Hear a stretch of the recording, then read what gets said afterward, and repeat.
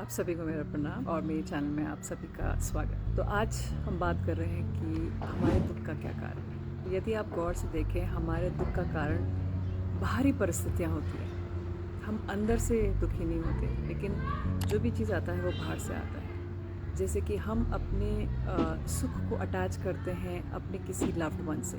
हो सकता है कि आपके हस्बैंड हो, आपकी वाइफ हो, आपके बच्चे हो। तो हम सोचते हैं कि मेरी खुशी का कारण मेरे हस्बैंड हैं, वही मुझे खुश रख सकते हैं, या मेरी वाइफ है, या बच्चे, और या आपके कोई भी हो जो आपके बहुत करीब हो, या फिर कोई परिस्थितियाँ ऐसी हों। वैलेंटाइंस डे हुआ है, तो यदि हस्बैंड भूल जाए वाइफ को विश करना, या हो सकता है कि कभी वाइफ भूल जाए हस्बैंड को विश करना, तो वो भी एक कारण बन सकता है। फिर यदि गिफ्ट ना मिला, एक सहेली ने दूसरी सहेली से पूछा कि आपको वैलेंटाइन का क्या गिफ्ट मिला, तो यदि उस सहेली को गिफ्ट ना मिला हुआ तो वो उसका दुख का कारण बन सकता है। अगर वो अपने आप में खुश है कि नहीं जी अच्छा है ना, तो फिर कोई एक रोज़ में खुश हो सकता है, कोई एक हीरे की अंगूठी में भी खुश नहीं हो सकता।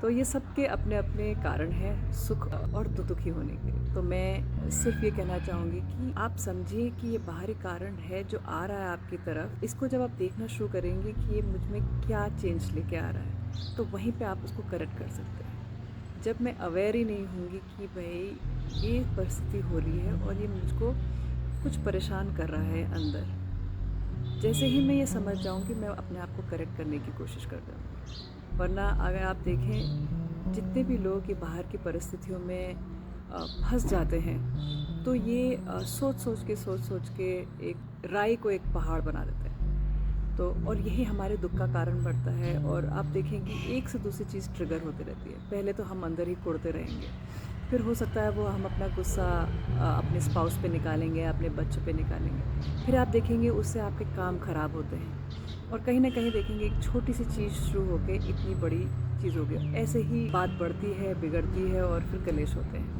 बहुत छोटी सी बात से। पर यहीं पे अगर मैं समझ जाऊँ कि ये छोटा सा एक कारण है कि सिर्फ मेरा बर्थडे ही तो विश नहीं करा, कौन सी बड़ी बात होगी, या मिस हो जाता है, मे बी वो किसी चीज़ से ऑक्यूपाइड है। तो जैसे ही आप अपना थॉट प्रोसेस चेंज करेंगे, आपकी समझ ही चेंज हो जाएगी, और आपको जो वो चीज़ जो अब दुख देने वाली थी वो दुख नहीं देगी। तो यहाँ पे सबसे बड़ी चीज़ है कि अवेयर होना। क्या मैं अवेयर हूँ कि ये चीज़ मेरी तरफ आ रही है, कि मेरी ये सोच हो रही है कि ऐसा क्यों हुआ। यहीं पे मैं अगर अपनी सोच को चेंज कर दूँ तो सारी चीज़ें थम जाएंगी।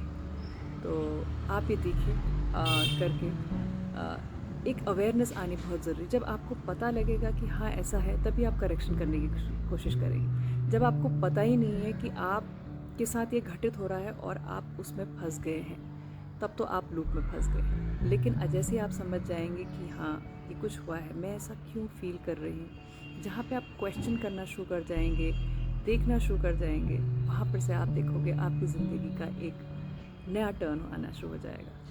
तो इसे कीजिए, थोड़ा सा अवेयर होइए कि आपके संग क्या हो रहा है, क्या आप फंस रहे हैं या आपको उससे बाहर निकलना आता है।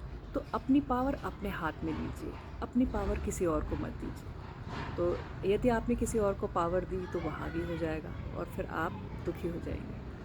तो इसे एक मूल मंत्र जानिए सुखी जीवन का। जब आप ये करने में सक्षम हो जाएंगे, आप देखेंगे फिर आपको किसी की ज़रूरत नहीं है।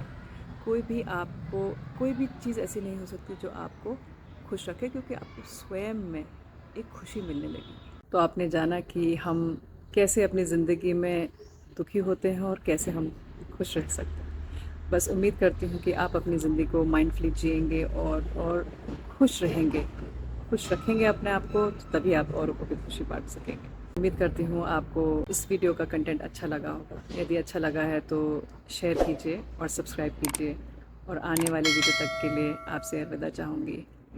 आप सभी अपना ख्याल रखें। प्रणाम।